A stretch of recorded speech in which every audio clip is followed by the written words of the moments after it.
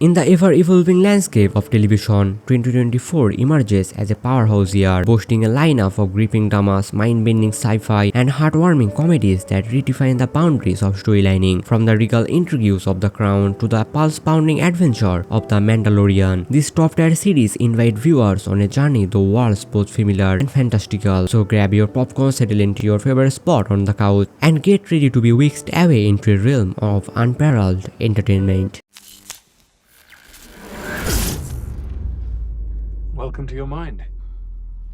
On number 10, we have Extraordinary, the first season of this British comedy set in a version of East London where everyone discovers a unique superpower at the age of 18 was very good. The second season, in which 25 years old Jane is still waiting for a unique gift to reveal itself, is flat out great. Series creator Emma Morgan engages in world building on a grander, more whimsical scale, weaving in detail like a restaurant called Little Italy that requires patrons to sing before entering, worthy of a Charlie Kaufman film. Extraordinary never takes things into overly twee territory though. Its comedic sensibility is too sardonic for that, and its ultimate interest is how regular people deal with breakups, family conflicts, and grief are rooted in reality to make this series that both wild and completely relatable. To the runway. Fashion life. What the hell are you doing? Take that scarf off. You want to get sucked into an engine? Sorry, sir. On number 9, we have Girls 5 Eva. With its move from its original home on Peacock to Netflix, Girls 5 Eva has become a series about a turn of the Millennium Girl group seeking a second chance at stardom that itself getting a second chance on a new streaming platform. Its third season is a perfect showcase for what makes this comedy such a split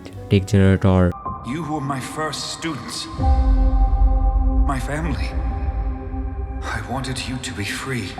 On number 8, we have X-Men 97. X-Men 97 tricks you with nostalgia first. It certainly did to me. After watching the first 3 episodes, in which Gambit shows off those Kanjon abs in crop top, Magneto's condemnation of the United States reaches Dr. Manhattan level. I am tired of this Earth, these people. And Jean Grey's history with the Phoenix Force entity is brought up yet again. On number 7, we have Three Body Problem. Despite its imperfections, Three Body Problem reaches to a standard that too few Netflix dramas of recent years have attempted. It has a distinctive sharp sense of scale and spectacle, and it tackles the challenge of its source, takes adoption with confidence. The sense of doom and terror from the original novel remains, as do the thinker, more abstract elements of its alien invasion story, but its ground all of that is newly created characters who can help anchor the plot. Sometimes it steers into cheesiness, especially as it emphasizes the toll this story takes on its young scientist, but that not a bad thing. Its emotions are big and intense, and all of that helps it overcome the temper of few unfortunate performances.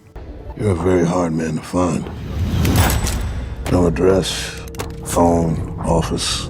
On number 6, we have Ripley, the story of the duplicitous and homicidal Tom Ripley, originally told by novelist Patricia Highsmith in The Talented Mr. Ripley, has been adapted numerous times for stage and screen, most notably in Anatoly Mishela's sun-kissed 1919 film.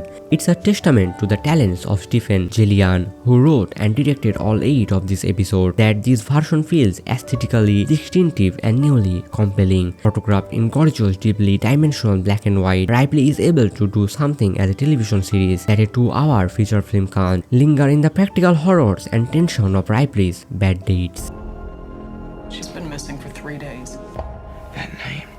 I saw something. What happened under the bridge?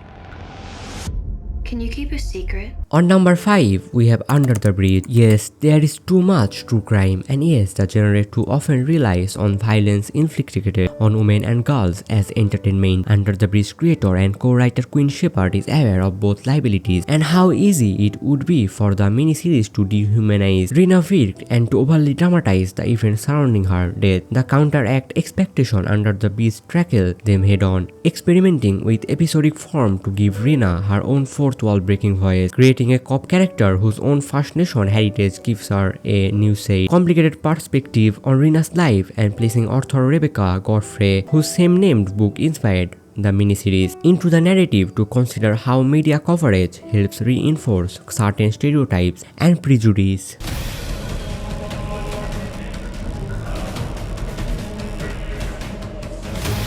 On number 4, we have Canon O'Brien must go. In the deliberately intense introduction to each episode of this travel series, for Canon O'Brien to act like a freak on multiple continent, filmmaker Warner Heroes stated, to truly appreciate the astounding grandeur of this planet, sometimes you must defile it. Behold the defiler. The defiler is, of course, O'Brien, who uses the expansion of both his canon without border specials and his podcast. Canon O'Brien needs a fan to visit with admirers from all around the globe while also learning about the culture. The phrase is in quotes because Canon mostly finds fresh ways to make himself the butt of a joke, whether it's attempting to learn the tango in Buenos Aires or grating all over the floor in Dublin shops after sampling its black pudding. Alice, everybody calls me Weed. That's a nickname Pete Wentz gave me, and once Pete gives you a nickname, it sticks.